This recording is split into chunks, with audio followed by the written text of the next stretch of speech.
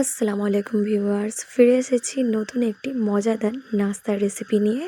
রোজ রোজ একই ধরনের নাস্তা খেতে সবারই বোরিং লাগে, তাই আজকে আমি নিয়ে এসেছি একটা নতুন ধরনের নাস্তার রেসিপি।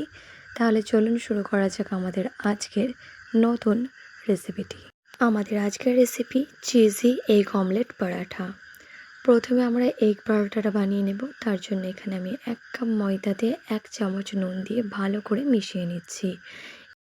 এরপর এতে আমি একটা ডিম অ্যাড করে দিচ্ছি। আপনারা চাইলে 2টো ডিমও ব্যবহার করতে পারেন।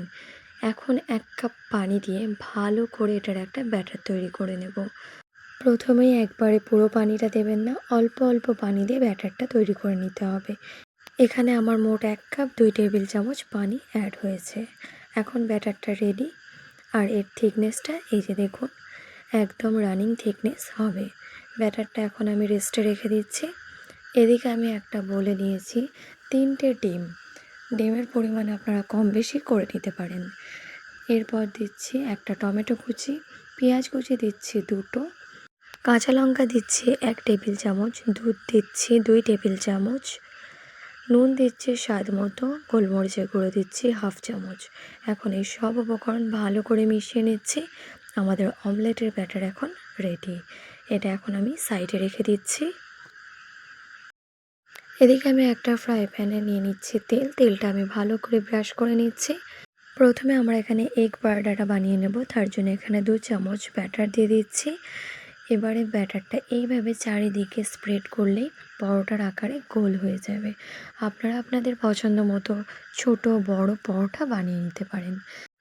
পরোটার উপরটা যখন সেঁকা সেঁকা হয়ে যাবে তখনই এই পরোটাটা উল্টে দিতে হবে এবং অল্প অল্প তেল দিয়ে উল্টে পাল্টে ভালো করে ভেজে নিতে হবে।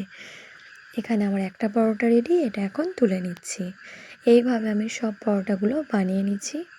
পরোটাটা দেখুন কতটা সফট হয়েছে, আমি এখানে হাতে নিয়ে দেখাচ্ছি। এই যে দেখুন কতটা নরম এবং কতটা সফট। এদিকে এবার আমরা অমলেট পরোটাটা বানিয়ে নেব। প্রথমে আমি দিচ্ছি অমলেট, তেলটা গ্রিস করে নিয়েছি ব্রাশের সাহায্যে। এরপর অমলেট দিয়ে ওপর থেকে পরোটা দিয়ে দিচ্ছি।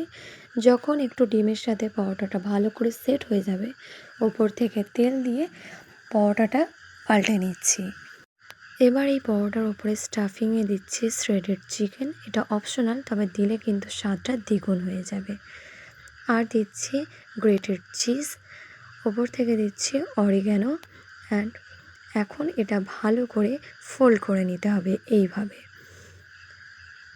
ফোল্ড করার সময় একটু অসুবিধা হবে, তবে একটু ধৈর্য ধরে করলে কিন্তু এটা ভালোভাবে হয়ে যাবে। চিজের কারণে এই পরোটার ভাঁজটা কিন্তু খুব ভালোভাবে আটকে যাবে। এখন এটা আমার পরোটাটা খুব ভালো করে ভাজা হয়ে গেছে। এখন একটা পরোটা রেডি। এটা এখন একটা প্লেটে তুলে নিচ্ছি। সেমভাবে আমি আবারও একটা পরোটা বানিয়ে দেখাচ্ছি। প্রথমে এগের ব্যাটারটা দিয়ে দিচ্ছি, এর ওপরে দিয়ে দিচ্ছি একটা পিঠে। নিচে থেকে যখন ভালো করে সেট হয়ে যাবে তখন ওপর থেকে তেল দিয়ে ভালো করে উল্টে নিতে হবে। এরপর ওপর থেকে দিয়ে দিচ্ছি grated cheese, shredded chicken, oregano and chilli flakes. যদি বাচ্চাদের জন্য বানান তাহলে চিলি ফ্লেক্সটা অ্যাভয়েড করবেন। এখানে আমি ঝালের জন্য চিলি ফ্লেক্সটা অ্যাড করেছি। এখন খুবই সাবধানে ধারটা ভালো করে মুড়ে দিতে হবে এবং ওপর থেকে তেল দিয়ে উল্টে পাল্টে মুচমুচে করে ভেজে নিতে হবে। খুবই কম সময় লাগে এই পরোটাটা বানাতে। এখানে আমার আবারও আর একটা পরোটা খুব ভালো করে ভাজা হয়ে গেছে। এখন আমি এটাও তুলে নিচ্ছি প্লেটের মধ্যে। তাহলে দেখলেন তো কত ঝটপট তৈরি হয়ে গেল আমাদের আজকের চিজি এগ অমলেট পরোটাটা। চলো এবার এটা আমি আপনাদেরকে ভেঙেও দেখাচ্ছি। বাইরে থেকে যতটা মুচমুচে, ভেতর থেকে ততটাই সফট। আর গরম গরম এটা খেতে কিন্তু দারুণ মজার হয়। তাহলে আর দেরি কিসের, আপনারাও যান আর চটপট বানিয়ে নিন এই মজাদার স্ন্যাক্স রেসিপিটি। বাড়িতে যদি কোনোদিনও গেস্ট আসে তাদেরকেও আপনারা এই রেসিপিটি বানিয়ে দিতে পারেন। আশা করছি আমার আজকের রেসিপিটি আপনাদের ভালো লেগেছে। ভালো লাগলে অবশ্যই আমাকে জানাবেন। আজকের জন্য এতটাই। আল্লাহ হাফিজ।